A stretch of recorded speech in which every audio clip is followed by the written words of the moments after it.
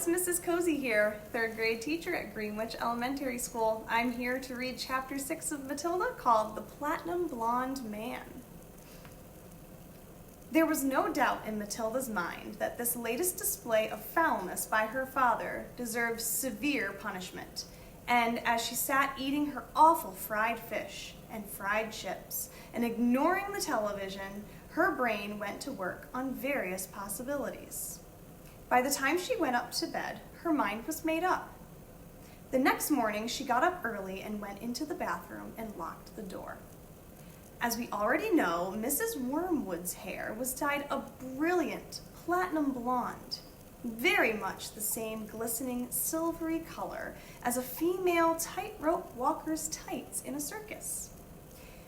The big dyeing job was done twice a year at the hairdresser's, but every month or so in between, Mrs. Wormwood used to freshen it up by giving it a rinse in the wash basin with something called platinum blonde hair dye extra strong. This also served to dye the nasty brown hairs that kept growing from the roots underneath. The bottle of platinum blonde hair dye extra strong was kept in the cupboard in the bathroom, and underneath the title on the label were written the words, "Caution, this is peroxide. Keep away from children." Matilda had read it many times with fascination. Matilda's father had a fine crop of black hair, which he parted in the middle and of which he was exceedingly proud. "Good, strong hair," he was fond of saying, "means there's a good, strong brain underneath." "Like Shakespeare," Matilda had once said to him. "Like who?" "Shakespeare, Daddy." "Was he brainy?" "Very, Daddy." "He had masses of hair, didn't he?" "He was bald, Daddy." To which the father had snapped, "If you can't talk sense, then shut up." Wasn't very nice. Anyway, Mr. Wormwood kept his hair looking bright and strong, or so he thought, by rubbing into it every morning large quantities of a lotion called Oil of Violets Hair Tonic. A bottle of this smelly purple mixture always stood on the shelf above the sink in the bathroom alongside all of the toothbrushes, and a very vigorous scalp massage with oil of violets took place daily after shaving was completed. This hair and scalp massage was always accompanied by loud masculine grunts and heavy breathing and gasps of, "Ah, that's better. That's the stuff. Rub it right into the roots," which could be clearly heard by Matilda in her bedroom across the corridor. Now, in the early morning privacy of the bathroom, Matilda unscrewed the cap of her father's oil of violets and tipped 3/4 of the contents down the drain. Then she filled the bottle up with her mother's platinum blonde hair dye extra strong. She carefully left enough of her father's original hair tonic in the bottle so that when she gave it a good shake, the whole thing still looked reasonably purple. She then replaced the bottle on the shelf above the sink, taking care to put her mother's bottle back in the cupboard. So far, so good.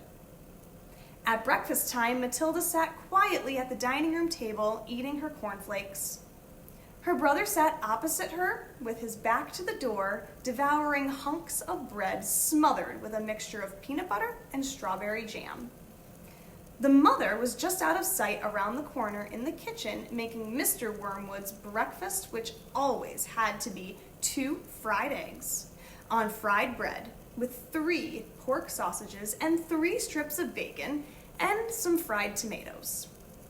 At this point, Mr. Wormwood came noisily into the room. He was incapable of entering any room quietly, especially at breakfast time.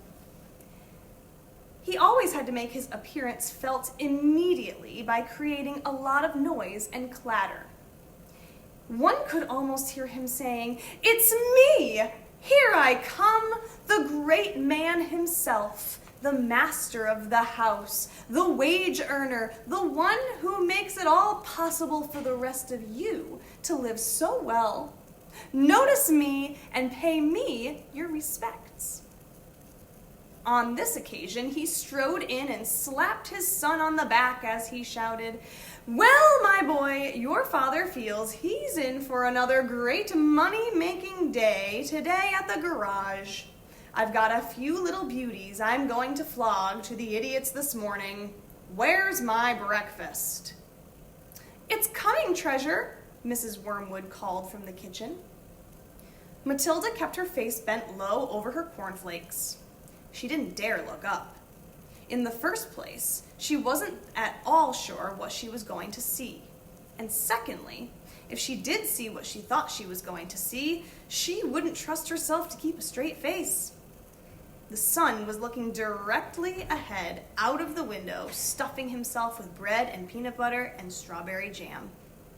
The father was just moving around to sit at the head of the table when the mother came sweeping out from the kitchen carrying a huge plate piled high with eggs and sausages and bacon and tomatoes.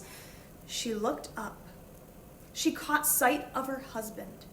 She stopped dead.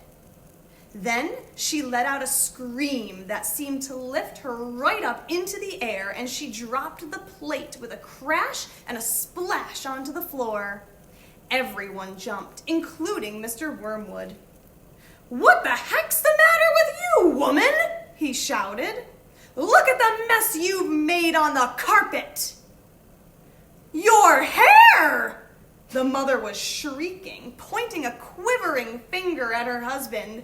"Look at your hair! What have you done to your hair?" "What's wrong with my hair, for heaven's sakes?" he said. "Oh my God, Dad, what have you done to your hair?" the son shouted. A splendid, noisy scene was building up nicely in the breakfast room. Matilda said nothing. She simply sat there admiring the wonderful effect of her own handiwork. Mr. Wormwood's fine crop of black hair was now a dirty silver, the color this time of a tightrope walker's tights that had not been washed for the entire circus season. You've dyed it!" shrieked the mother. "Why did you do it, you fool? It looks absolutely frightful. It looks horrendous. You look like a freak." "What in the blazes are you all talking about?" the father yelled, pulling both hands to his hair. "I most certainly have not dyed it." "What do you mean I dyed it? What's happened to it? Or is this some sort of a stupid joke?" His face was turning pale green, the color of sour apples. "You must have dyed it, Dad," the son said. "It's the same color as Mum's, only much dirtier looking." "Of course he's dyed it," the mother cried. "You can't change color all by itself. What on earth were you trying to do? Make yourself look handsome or something? You look like someone's grandmother gone wrong." "Get me a mirror," the father yelled. "Don't just stand there shrieking at me. Get me a mirror." The mother's handbag lay on a chair at the other end of the table. She opened the bag and got out a powder compact that had a small round mirror on the inside of it. She opened the compact and handed it to her husband. He grabbed it and held it before his face, and in doing so spilled most of the powder all over the front of his fancy tweed jacket. "Be careful!" shrieked the mother. "Now look what you've done. That's my best Elizabeth Arden face powder." "Oh my God!" yelled the father, staring into the little mirror. "What's happened to me? I look terrible. I look like you gone wrong. I can't go down to the garage and sell cars like this. How did this happen?" He stared around the room, first at the mother, then at the son, then at Matilda. "How could it have happened?" he yelled. "I imagine, Daddy," Matilda said quietly. That you weren't looking very hard and you simply took Mummy's bottle of hair stuff off the shelf instead of your own. Of course that's what happened, the mother cried. Well, really, Harry, how stupid can you get? Why didn't you read the label before you started splashing the stuff all over you? Mine's terribly strong. I'm only meant to use 1 tablespoon of it in a whole basin of water, and you've gone and put it all over your head neat. It'll probably take all your hair off in the end. Is your scalp beginning to burn, dear? You mean I'm going to lose all my hair? The husband yelled. I think you will, the mother said. Peroxide is a very powerful chemical. It's what they put down the lavatory to disinfect the pan, only they give it another name.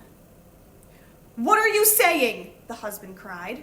I am not a lavatory pan. I don't want to be disinfected. Even diluted like I use it, the mother told him. It makes a good deal of my hair fall out, so goodness knows what's going to happen to you. I'm surprised it didn't take off the whole top of your head. What shall I do? Wailed the father. Tell me quick what to do before it starts falling out. Matilda said, I'd give it a good wash, Dad, and if I were you, with soap and water. But you'll have to hurry. Will that change the color back? The father said anxiously. Of course it won't, you twit, the mother said. But then what do? I can't go around looking like this forever. You'll have to dye it black, the mother said. But wash it first or there won't be any there to dye. Right, the father shouted, springing into action. Get me an appointment with your hairdresser this instant for a hair dyeing job. Tell them it's an emergency. They've got to boot someone else off their list. I'm going upstairs to wash it now. With that, the man dashed out of the room and Mrs. Wormwood, sighing deeply, went to the telephone to call the beauty parlor. He does do some pretty silly things now and again, doesn't he, Mummy? Matilda said. The mother, dialing the number on the phone, said, I'm afraid men are not always as clever as you think they are. You will learn that when you get a bit older, my girl.